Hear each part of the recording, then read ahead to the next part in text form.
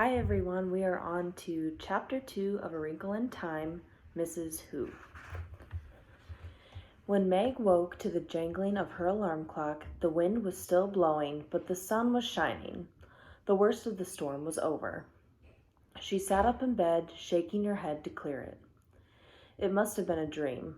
She'd been frightened by the storm and worried about the tramp, so she just dreamed about going down to the kitchen and seeing Mrs. Whatsit, and having her mother get all frightened and upset by that word. What was it? Tess something. She dressed hurriedly, picked up the kitten, still curled up on the bed, and dumped it unceremoniously on the floor.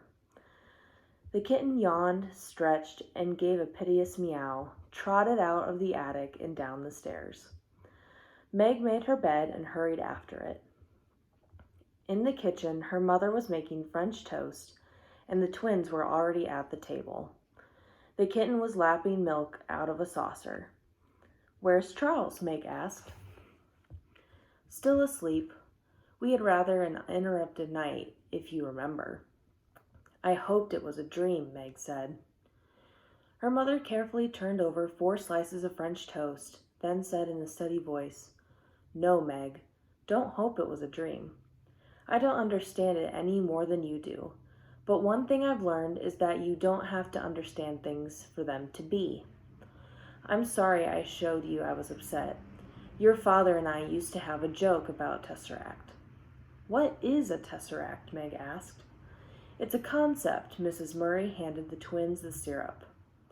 "I'll try to explain it to you later. There isn't time before school." "I don't see why you didn't wake us up," Denny said. "It's a jip we missed out on all the fun." "You'll be a lot more awake in school today than I will." Meg took her French toast to the table. "Who cares?" Sandy said. "If you're going to let old tramps come into the house in the middle of the night, Mother, you ought to have Den and me around to protect you." "After all, Father would expect us to," Denise added.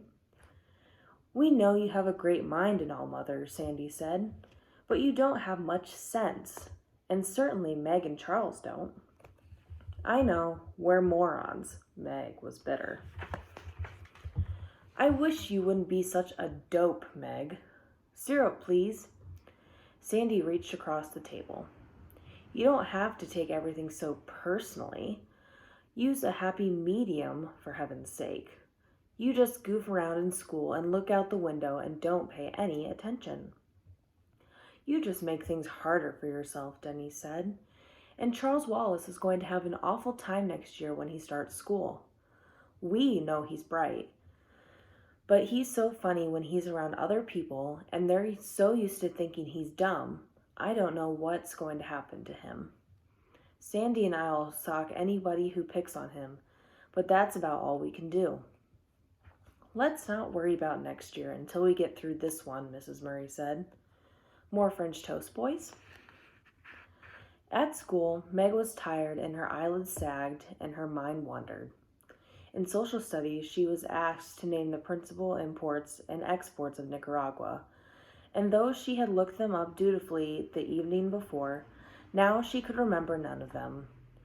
The teacher was sarcastic, the rest of the class laughed, and she flung herself down in her seat in a fury. "Who cares about the imports and exports of Nicaragua anyhow?" she muttered. "If you're going to be rude, Margaret, you may leave the room," the teacher said. "Okay, I will." Meg flounced out.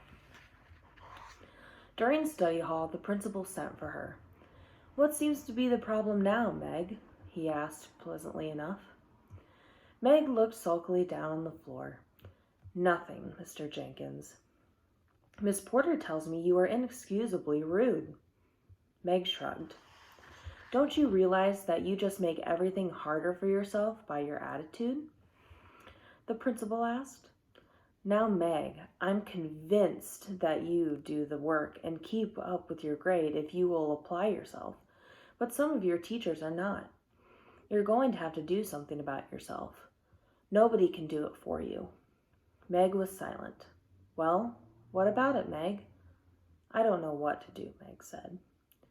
"You could do your homework for one thing." Wouldn't your mother help you? If I asked her to. Meg, is something troubling you? Are you unhappy at home? Mr. Jenkins asked. At last Meg looked at him, pushing her glasses in a characteristic gesture. Everything's fine at home. I'm glad to hear it, but I know it must be hard on you to have your father away. Meg eyed the principal warily and ran her tongue over the barbed line of her braces. Have you any news from him lately? Meg was sure it was not only imagination that made her feel that behind Mr. Jenkins' surface concern was a gleam of avid curiosity. Wouldn't he like to know? She thought. And if I knew anything, he's the last person I'd tell. Well, one of the least. The postmistress must know that it was almost a year now since the last letter, and heaven knows how many people she'd told, or what unkind guesses she'd made about the reason for the long silence. Mr. Jenkins waited for an answer, but Meg only shrugged. Just what was your father's line of business? Mr. Jenkins asked. Some kind of scientist, wasn't he? He is a physicist. Meg bared her teeth to reveal the two ferocious lines of braces. Meg, don't you think you'd make a better adjustment of life if you'd face facts? I do face facts, Meg said. They're lots easier to face than people, I can tell you. Then why don't you face facts about your father? You leave my father out of it, Meg shouted. Stop bellowing, Mr. Jenkins said sharply. Do you want the entire school to hear you? So what? Meg demanded. I'm not ashamed of anything I'm saying. Are you? Mr. Jenkins sighed. Do you enjoy being the most belligerent, uncooperative child in school? Meg ignored this. She leaned over the desk toward the principal. Mr. Jenkins, you've met my mother, haven't you? You can't accuse her of not facing facts, can you? She's a scientist. She has a doctor's degrees in both biology and bacteriology. Her business is facts. When she tells me that my father isn't coming home, I'll believe it. As long as she says father is coming home, then I'll believe that. Mr. Jenkins sighed again. No doubt your mother wants to believe that your father is coming home, Meg. Very well, I can't do anything else with you. Go on back to study hall. Try to be a little less antagonistic. Maybe your work would improve if your general attitude were more tractable. When Meg got home from school, her mother was in the lab, the twins were at Little League, and Charles Wallace, the kitten, and Fortinbras were waiting for her. Fortinbras jumped up, put his paws on the shoulders, and gave her a kiss, and the kitten rushed to his empty saucer and mewed loudly. Come on, Charles Wallace said. Let's go. Where? Meg asked. I'm hungry, Charles. I don't want to go anywhere till I've had something to eat. She was still sore from the interview with Mr. Jenkins, and her voice sounded cross. Charles Wallace looked at her thoughtfully as she went to the refrigerator and gave the kitten some milk, then drank a mugful herself. He handed her a paper bag. Here's a sandwich and some cookies and an apple. I thought we'd better go see Mrs. Whatsit. Oh, golly, Meg said. Why, Charles? You're still uneasy about her, aren't you? Charles asked. Well, yes. Don't be. She's all right, I promise you. She's on our side. How do you know? Meg, he said impatiently. I know. But why should we go see her now? I want to find out more about that Tesseract thing. Didn't you see how it upset Mother? You know when Mother can't control the way she feels. When she lets us see she's upset, then it's something big. Meg thought for a moment. Okay, let's go. But let's take Fortinbras with us. Well, of course. He needs the exercise. They set off, Fortinbras rushing ahead, then doubling back to the two children, then leaping off again. The Murrays lived about 4 miles out of the village. Behind the house was a pine woods, and it was through this that Charles Wallace took Meg. Charles, you know she's going to get in awful trouble. Mrs. Whatsit, I mean, if they find out she's broken into a haunted house. And taking Mrs. Broncombe's sheets and everything, they could send her to jail.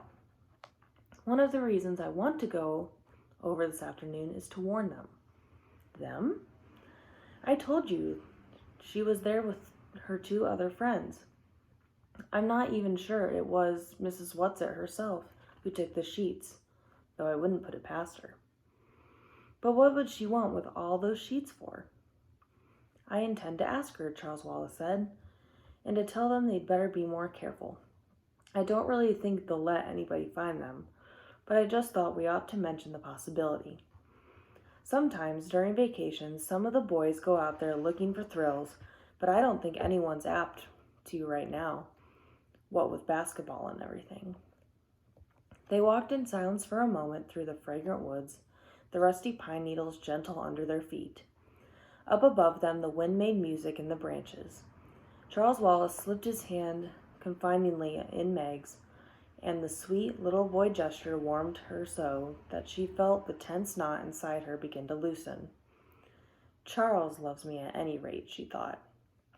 School awful again today? He asked after a while. Yes, I got sent to Mrs. Jenkins. He made snide remarks about father. Charles Wallace nodded sagely. I know. How do you know? Charles Wallace shook his head. I can't quite explain it. You tell me, that's all. But I never said anything. You just seem to know. Everything about you tells me, Charles said. How about the twins? Meg asked. Do you know about them too? I suppose I could if I wanted to, if they needed me. But it's sort of tiring, so I just concentrate on you and Mother. You mean you read our minds? Charles Wallace looked troubled. I don't think it's that. It's being able to understand a sort of language. Like sometimes, if I concentrate very hard, I can understand the wind talking with the trees. You tell me, you see, sort of inadvertently. That's a good word, isn't it? I got Mother to look it up in the dictionary for me this morning. I really must learn to read, except I'm afraid it'll make it awfully hard for me in school next year if I already know things. I think it will be better if people go on thinking I'm not very bright. They won't hate me quite as much. Ahead of them, Fortinbras started barking loudly, the warning bay that usually told them that a car was coming up the road or that someone was at the door. Somebody's here, Charles Wallace said sharply. Somebody's hanging around the house. Come on. He started to run, his short legs straining. At the edge of the woods, Fortinbras stood in front of a boy, barking furiously. As they came panting up, the boy said, For crying out loud, call off your dog. Who is he? Charles Wallace asked Meg. Calvin O'Keefe. He's in regional, but he's older than I am. He's a big bug. It's all right, fella. I'm not going to hurt you, the boy said to Fortinbras. Sit, Fort, Charles Wallace commanded, and Fortinbras dropped to his haunches in front of the boy, a low growl still pulsing from his dark throat. Okay, Charles Wallace put his hands on his hips. Now tell us what you're doing here. I might ask the same of you, the boy said with some indignation. Aren't you 2 of the Murray's kids?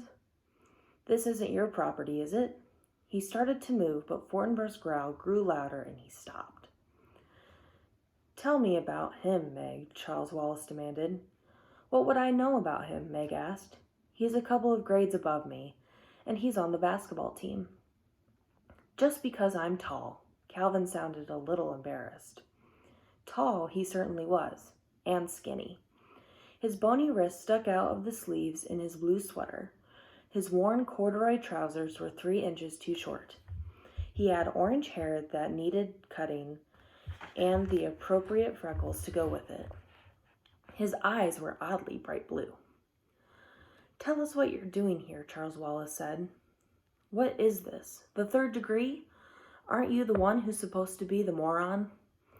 Meg flushed with rage, but Charles Wallace answered placidly. That's right. If you want me to call off my dog, you better give. Most peculiar moron I've met, Calvin said. I just came to get away from my family. Charles Wallace nodded. What kind of family? They all have runny noses. I'm third from the top of 11 kids. I'm a sport. Charles Wallace grinned widely. So am I. I don't mean like in baseball, Calvin said. Neither do I. I mean like in biology, Calvin said suspiciously. A change in gene, Charles Wallace quoted, resulting in the appearance of the offspring of a character which is not present in the parents, but which is potentially transmittable to its offspring. What gives around here? Calvin asked. I was told you couldn't talk. Thinking I'm a moron gives people something to feel smug about, Charles Wallace said. Why should I disillusion them? How old are you, Cal? 14. What grade? Junior, 11th. I'm bright. Listen, did anybody ask you to come here this afternoon? Charles Wallace, holding Fort by the collar, looked at Calvin suspiciously. What do you mean? Asked. Calvin shrugged. You still don't trust me, do you? I don't distrust you, Charles Wallace said. Do you want to tell me why you're here then? Fort and Meg and I decided to go for a walk. We often do it in the afternoon. Calvin dug his hands down in his pockets. You're holding out on me. So are you, Charles Wallace said. Okay, old sport, Calvin said. I'll tell you this much. Sometimes I get a feeling about things. You might call it a compulsion. Do you know what a compulsion means? Constraint. Obligation, because one is compelled.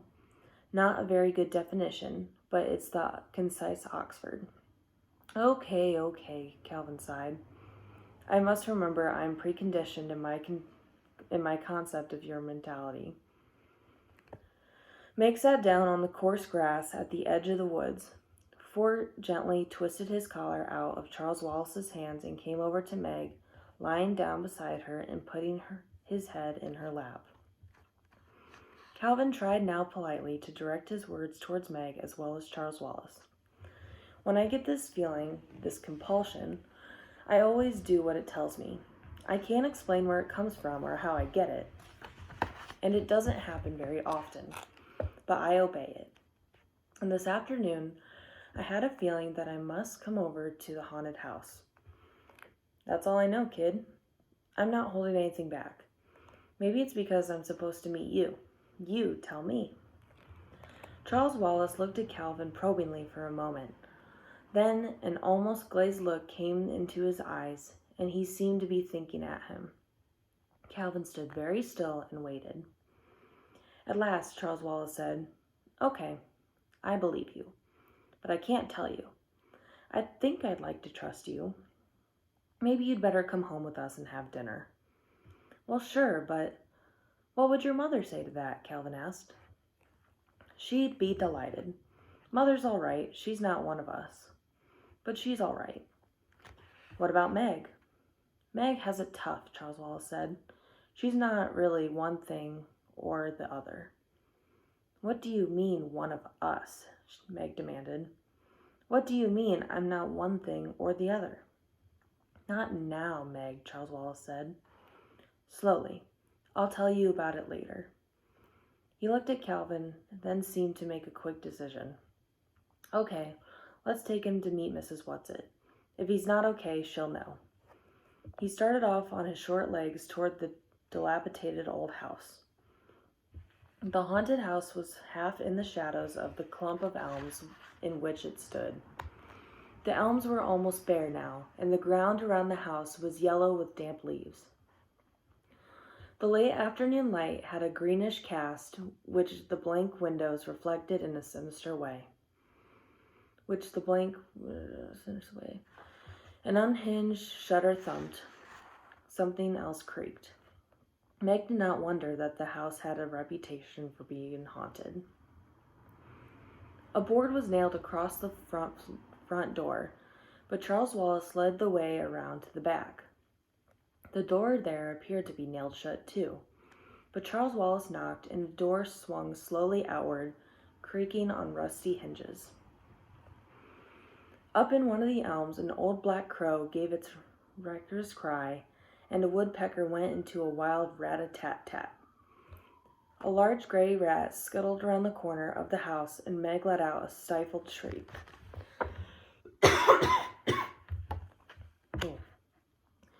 They got a lot of fun out of using all the typical props, Charles Wallace said in a reassuring voice.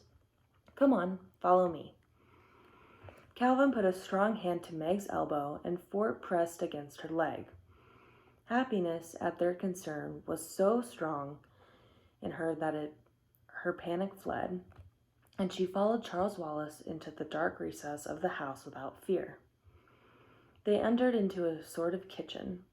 There was a huge fireplace with a big black pot hanging over a merry fire. Why had there been no smoke visible from the chimney? Something in the pot was bubbling, and it smelled more like one of Mrs. Murray's chemical messes than something to eat. In a dilapidated Boston rocker sat a plump little woman. She wasn't Mrs. Whatsit, so she must, Meg decided, be one of Mrs. Whatsit's two friends. She wore enormous spectacles, twice as thick and twice as large as Meg's, and she was sewing busily, with rapid jabbing stitches on a sheet. Several other sheets lay on the dusty floor. Charles Wallace went up to her. I really don't think you ought to have taken Mrs. Buncombe's sheets without consulting me, he said, as cross and bossy as only a very small boy can be. What on earth do you want them for? A plump little woman beamed at him. Why, Charlesy, my pet, les cœurs a ses raisons, que à la raison ne content point. French, Pascal. The heart has its reasons, whereof reason knows nothing. But that's not appropriate at all, Charles said crossly.